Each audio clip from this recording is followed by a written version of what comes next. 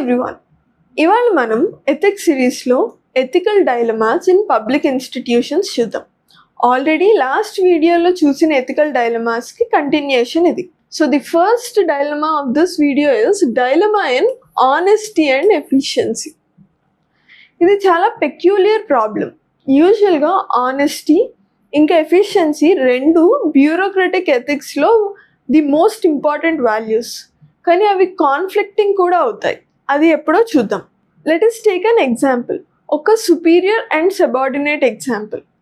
Superior is super honest, ఈ subordinate ఏమో ఒక కరప్ట్ పర్సన్ అనమాట. సో సుపీరియర్ ఏం చేస్తారంటే ఒకసారి సబార్డినేట్ బ్రైబ్ తీసుకునేటప్పుడు చూసి ఆయన్ని పట్టుకుంటారు. పట్టుకున్నప్పుడు ఏం జరుగుతుంది? లీగల్ యాక్షన్ తీసుకుంటారు, నెక్స్ట్ సస్పెండ్ చేస్తారు. ఆయన్ని సస్పెండ్ చేసిన తర్వాత ఆ ప్లేస్లోకి ఇంకొక పర్సన్ రావడానికి కొన్ని డేస్ అయినా పట్టచ్చు, లేదా కొన్ని మంత్స్ అయినా పట్టచ్చు. దీనివల్ల ఏం జరుగుతుంది? పని ఏదైతే ఉంటుందో అది ఆగిపోతుంది అనమాట. సో అప్పుడు ఏమైంది?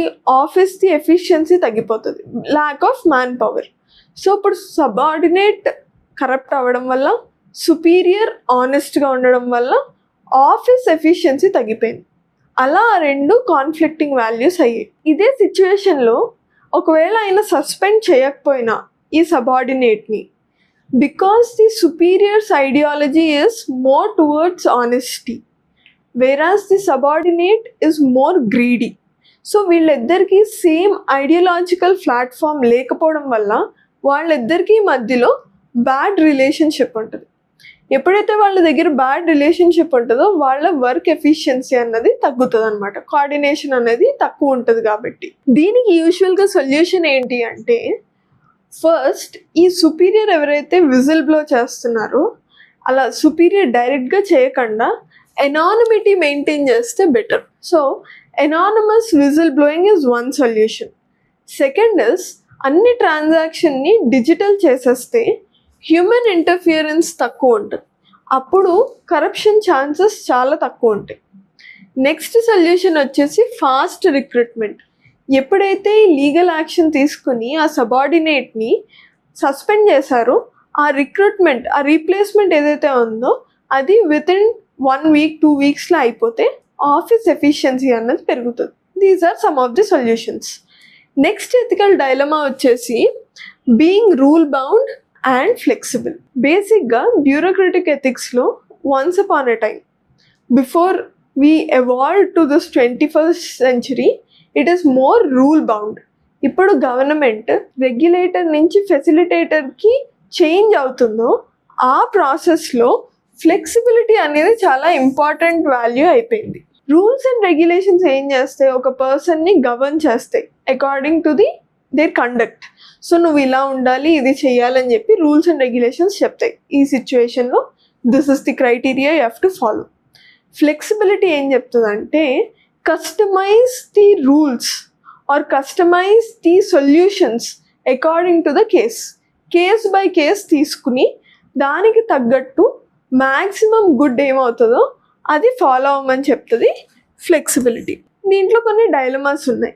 అది ఏంటి అంటే, కొన్ని పాస్ట్ రూల్స్ ఉన్నాయి. అంటే రూల్స్ తయారు చేసి ఒక 50 years అయిపోవడము, 55 years అయిపోయింది అనుకోండి, ఆ రూల్ ఇప్పుడు అంత బెటర్ రూల్గా అనిపించట్లేదు, అది బెటర్ సొల్యూషన్ ఇస్తుంది అనిపించట్లేదు, కానీ అది ఇంకా అమెండ్ కూడా చేయలేదు.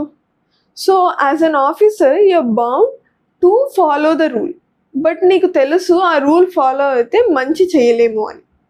సో అలాంటివి కొద్దిగా ప్రాబ్లం. ఇంకొక ప్రాబ్లం కూడా ఉంది, one size fits all approach. అంటే ఒక రూల్ అన్ని కేసెస్ని సాల్వ్ చేయలేకపోవచ్చు, అన్ని కేసెస్కి అప్లై చేసినా అది అంత వర్త్ అనిపించకపోవచ్చు. సో అలాంటి సిచ్యువేషన్స్ కూడా ఉంటాయి. సో ఫర్ ఎగ్జాంపుల్ ఏంటి అంటే, Aadhaar integration mandatory for MNREGA employment కావాలి అంటే ఖచ్చితంగా ఆధార్ ఇంటిగ్రేషన్ ఉండాలి అని. ఫర్ సపోజ్ ఆ పర్సన్కి ఆధార్ కార్డ్ లేదనుకో, he is becoming ineligible for the work only because he is not having Aadhaar. So ఇది బై పేపర్ ప్రూవ్ చేయలేకపోవడం వల్ల ద రూల్స్ ఇస్ ఆధార్ ఉండాలి అని. సో బై పేపర్ ప్రూవ్ చేయలేకపోవడం వల్ల he is not being depleted from some work అనమాట. అదొకటి. Next ration card is compulsory for public distribution సిస్టంలో avail అవ్వాలన్నా, eligible అవ్వాలన్నా, ఇలాంటి బ్యాలెన్స్ అంటే ఒకటి ఉంటే ఇంకోటి ఉంటుంది, లేకపోతే లేదు అన్న స్ట్రిక్ట్ రూల్స్ ఉండడం వల్ల ఏమవుతుందంటే చాలామందికి సర్వీస్ అనేది అందట్లేదు గవర్నమెంట్ నుంచి. సో ఫ్లెక్సిబిలిటీని అడాప్ట్ చేసుకోవడానికి ట్రై చేస్తున్నారు. సో ఈ ఫ్లెక్సిబిలిటీని అడాప్ట్ చేసుకోవడానికి వీ కాంట్ బీ బ్లంట్. ఎందుకంటే నిజంగా ఎలిజిబుల్ కానోళ్ళు ఆర్ నిజంగా ఎలిజిబుల్ అయ్యారని ప్రూవ్ చేయడానికి ఒక కేటగిరీ అండ్ ఒక క్రైటీరియా అనేది ఖచ్చితంగా ఉండాలి. సో దానికి మిడిల్ పాత్ ఏంటి అంటే, ఫస్ట్ నీకు ఇలాంటి కేసు వచ్చినప్పుడు serve the public good. First ఏది మంచి చేస్తుందో అది చేసేసి దాని తర్వాత you can justify your decision by giving reason. అది ఒక కేసు. ఇంకొక కేసు ఏంటి అంటే సుపీరియర్స్ నుంచి పర్మిషన్ తీసుకోవడం. And the third one is ఈ రూల్ని ఎంత ఫాస్ట్గా కుదిరితే అంత ఫాస్ట్గా అమెండ్ చేసేయడం. 2018 or 17 ఒక కేస్ స్టడీ వచ్చింది. దాంట్లో ఏంటంటే గవర్నమెంట్ ఒక స్కీమ్ ఇంట్రడ్యూస్ చేసింది. ఆ స్కీమ్లో ఏంటంటే రేరెస్ట్ డిసీజ్ ఏవైతే ఉంటాయో దానికి అయ్యే ఎక్స్పెండిచర్ ఏదైతే ఉందో అది గవర్నమెంట్ పెట్టుకుంటుంది.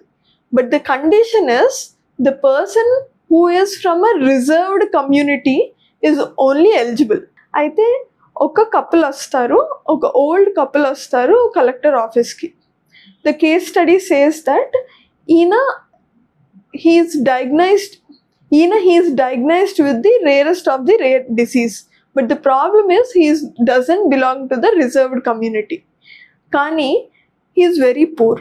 ఆ కపుల్ చాలా పూర్ అనమాట. సో మొత్తం ఎక్స్పెన్సెస్ అన్నీ చూసుకున్న 1 lakh వరకు అవుతాయి. సో దీనికి గవర్నమెంట్ నుంచి బెనిఫిట్స్ రావడం కష్టం ఆ పర్సన్కి. ఎందుకు రావు అంటే రూల్ ఏం చెప్తుంది, రిజర్వ్డ్ కమ్యూనిటీ నుంచి ఉండాలి. But the problem is they do not belong to reserve community but they are poor. So ఇలాంటి సిచ్యువేషన్లో ఏం చేస్తారు అన్నది కేస్ స్టడీ ఆఫ్ 2018. సో ఆ డైలమా ఏంటి, రూల్ బౌండ్ వర్సెస్ ఫ్లెక్సిబిలిటీ. యూజువల్గా దానికి సొల్యూషన్స్ ఏమి ఇవ్వచ్చు అంటే, ఫస్ట్ థింగ్ ఏంటంటే ఇంకేమైనా స్కీమ్స్ ఉన్నాయా under which they get qualified, అదొకటి. ఇంకోటి, గవర్నమెంట్ హాస్పిటల్లో ఎక్కడైతే ఎక్స్పెన్సెస్ చాలా తక్కువ అవుతాయో and if the surgeon gives his concern to do a free surgery, so అక్కడ ఎక్స్పెన్సెస్ తక్కువ అవుతాయి. సో మనం అక్కడ చేయగలమా? సో అది చేయలేము, గవర్నమెంట్ హాస్పిటల్లో ఎక్విప్మెంట్ లేదు అంటే ఇలాగ క్రౌడ్ ఫండింగ్ చేయొచ్చు. So these are the various options you can explore in that case study. So that is a pure case of ethical dilemma between the rule bound and the flexibility. Next, ethical dilemmas in private institutions చూద్దాం. First dilemma వచ్చేసి profit versus responsibility. యూజువల్గా profit ఎలాగా improve చేస్తారు? Companies ఏం చేస్తే either product ప్రైస్ని పెంచేస్తాయి. Product ప్రైస్ని పెంచితే problem ఏంటంటే ఆ కాంపిటీటర్స్ ఎవరైతే ఉంటారో వాళ్ళు లెస్ ప్రైస్ పెడితే మొత్తం కన్స్యూమర్ బేస్ అంతా ఆ ప్రోడక్ట్కి షిఫ్ట్ అయిపోద్ది. ఇంకొక వే ఏంటంటే కాస్ట్ ఆఫ్ మ్యానుఫ్యాక్చరింగ్ తగ్గిస్తే ప్రోడక్ట్ నుంచి వచ్చే ప్రైస్ వల్ల ప్రాఫిట్స్ రావచ్చు. కానీ కాస్ట్ ఆఫ్ మ్యానుఫ్యాక్చరింగ్ తగ్గించడం ప్రయత్నంలో ఎన్వైర్మెంటల్ ఎక్స్ప్లాయిటేషన్ అనేది ఈజీగా జరుగుద్ది. ఫర్ ఎగ్జాంపుల్, ఒక ఫ్యాక్టరీ పెట్టారు ఒక విలేజ్లో. ఆ విలేజ్లో ఒక వాటర్ బాడీ ఉంది, అది కమ్యూనిటీ వాటర్ బాడీ, అందరు దాని నుంచి వాటర్ యూస్ చేసుకుంటారు. సో ఇప్పుడు ఆ ఇండస్ట్రీ ఏం చేస్తుందంటే ఇక్కడ నుంచి వాటర్ని సక్ చేసుకోవడం మొదలు పెడితే అక్కడ ఉన్న జనాలకి వాటర్ అనేది తగ్గిపోతుంది అనమాట. సో ఇది చీప్ వే. సో రా మెటీరియల్స్ ఆఫ్ ఎన్వైర్న్మెంట్ నుంచి ఎక్స్ప్లాయిట్ చేయడం. ఇంకోటి ఏంటి, రెస్పాన్సిబుల్గా బిహేవ్ చేయాలి అంటే ఆ ఇండస్ట్రీ దూరం నుంచి, అంటే ఏదైతే కమ్యూనిటీ వాటర్ బాడీ కాదు అక్కడి నుంచి వాటర్ తీసుకుని రావడం, దానికి ఏం చేయాలి, పైప్ లైన్స్ వేయాలి, ఎక్సెట్రా. దానివల్ల చాలా ఎక్స్పెన్సివ్ అవుతుంది, ప్రాఫిట్స్ తగ్గుతాయి. కానీ you're responsible, social responsibility towards the community ఉంటుంది. సో అది ఒక డైలమా. నెక్స్ట్ ఏంటంటే మెడికల్ వేస్ట్ డిస్పోజల్. చాలా private hospitals, in fact some government hospitals ఏం చేస్తున్నాయంటే ఈ మెడికల్ వేస్ట్ ఏదైతే ఉందో which is highly dangerous and harmful, దాన్ని తీసుకొచ్చి వాటర్ బాడీస్లో కలిపేయడం, లేకపోతే బ్యాక్ యార్డ్స్లో వేసేయడం, ఎందుకంటే ఇట్స్ చీప్. అదే సేఫ్ డిస్పోజల్ చేయాలంటే దాన్ని చాలా ప్రాసెస్ చేయాల్సి వస్తుంది.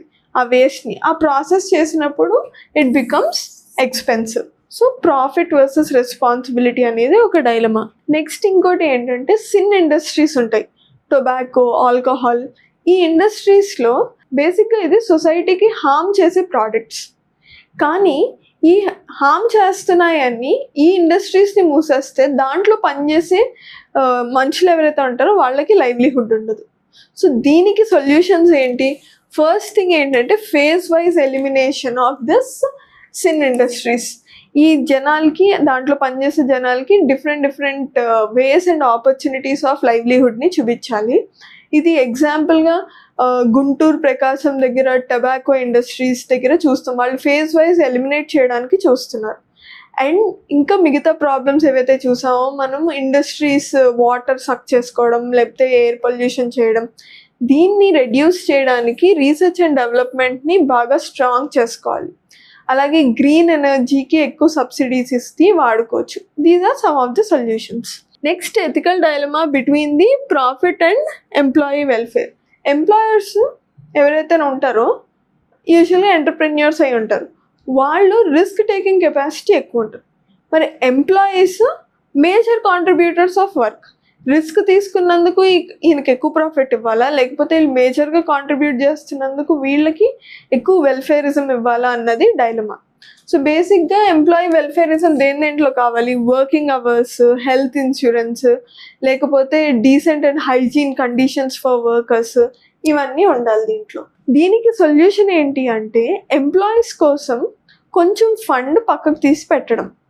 దానివల్ల ఏమవుతుంది, ఎంప్లాయీస్కి ట్రస్ట్ వస్తుంది and the owner can also has his profit అన్నమాట. నెక్స్ట్ డైలమా వచ్చేసి ఆటోమేషన్ వర్సెస్ ఎంప్లాయ్మెంట్. ఇప్పుడు రీసెంట్గా మనం చాలా ఐటీ కంపెనీస్ లే ఆఫ్స్ చూసాం. So the problem is automation చేస్తున్నారు కాబట్టి ఈ ఎంప్లాయీస్ అవసరం ఉండట్లేదు, కాస్ట్ కటింగ్లో వాళ్ళని తీసేస్తున్నారు. సో ఆటోమేషన్ వల్ల ఎంప్లాయ్మెంట్ పోతుంది. సరే, లైవ్లీహుడ్ ప్రొటెక్ట్ చేయడం కోసం ఎంప్లాయ్మెంట్లో ఆటోమేషన్ చేయకపోతే ప్రాబ్లం ఏంటి అంటే ఆ కంపెనీస్ అవుట్డేటెడ్ అయిపోయి కంపెనీస్ మార్కెట్లో కాంపిటేటివ్గా ఉండవు. సో ద ప్రాబ్లమ్ ఇస్ వాళ్ళు, the entrepreneur or the owner of the company cannot take the risk of outdating his own company without automation. అలాగే ఆటోమేషన్ చేస్తే ఏమవుతుంది, ఎంప్లాయీస్కి చాలా ప్రాబ్లం అవుతుంది అనమాట. సో ఇలాంటి దానికి సొల్యూషన్ ఏంటి? రీస్కిల్లింగ్ ద ఎంప్లాయీస్ ఆర్ పార్షియల్గా కొంచెం ఫండ్ పక్కన పెట్టి వాళ్ళకి రీస్కిల్లింగ్ ఇప్పించడం, లేకపోతే వాళ్ళకి రీహాబిలిటేషన్ చేయించడం, లేకపోతే వాళ్ళకి సర్టెన్ అమౌంట్ ఫిక్స్డ్ డిపాజిట్గా ఇచ్చేయడం. సో ఇలాంటివి కొన్ని సొల్యూషన్స్. నెక్స్ట్ ఎథికల్ డైలమా వచ్చేసి ప్రమోటర్స్ వర్సెస్ షేర్ హోల్డర్స్. మనకి తెలుసు ఈ టైమ్స్లో యూజువల్గా షేర్ మార్కెట్ బాగా పెరిగింది. There are many participants in the share market, చాలామంది ఇన్వెస్ట్ చేస్తున్నారు. ప్రమోటర్స్ ఎవరంటే దీంట్లో యూజువల్గా owners of the company. So వాళ్ళు ఏం చేస్తారు, ఆ 100% షేర్స్లో వాళ్ళ దగ్గర 60% షేర్స్ ఉంచుకుని ఓనర్స్ మనీని అక్యుములేట్ చేయడానికి 40% ఆఫ్ ది షేర్స్ని షేర్ హోల్డర్స్కి ఇచ్చేస్తారు. అప్పుడు ఏమవుతుంది అంటే ఆ షేర్ హోల్డర్స్ కొనుక్కుంటారు, షేర్స్ని కొనుక్కుని వాళ్ళు కూడా కంపెనీలో పార్ట్ అవుతారు. కానీ insider information or insider trading ఇవన్నిటికీ ఎక్కువ ఛాన్స్ ఉండేది ఎవరికి అంటే ఈ ప్రమోటర్స్కి, అంటే the owners of the organisation. If ఏదైనా కంపెనీ లాస్ అవ్వబోతుందని ఫస్ట్ తెలిసేది ఎవరికి? ఈ ప్రమోటర్స్కి, ఓనర్స్ ఆఫ్ ది కంపెనీకి. వాళ్ళకి తెలుస్తుంది కాబట్టి వాళ్ళు ఏం చేస్తారు, వాళ్ళ మనీని సేఫ్గా పెట్టుకుని షేర్ హోల్డర్స్ మనీని రిస్క్లో పెట్టేస్తారు. సో ఇది ఒక ప్రాబ్లం అనమాట. సో దీనికి సొల్యూషన్ ఏంటంటే ఇండిపెండెంట్ డైరెక్టర్స్ ఉండడం అండ్ ఈ పీపుల్స్ శాలరీ ఆర్ షేర్ ఏవైతే ఉంటాయో అవి ఇండిపెండెంట్ ఫండ్గా మేనేజ్ చేయడం. So that both promoters, share holders ఇద్దరికి equal chance of risk or equal chance of success వస్తుంది. సో దీంతో we complete ethical dilemma in private institutions. Thank you.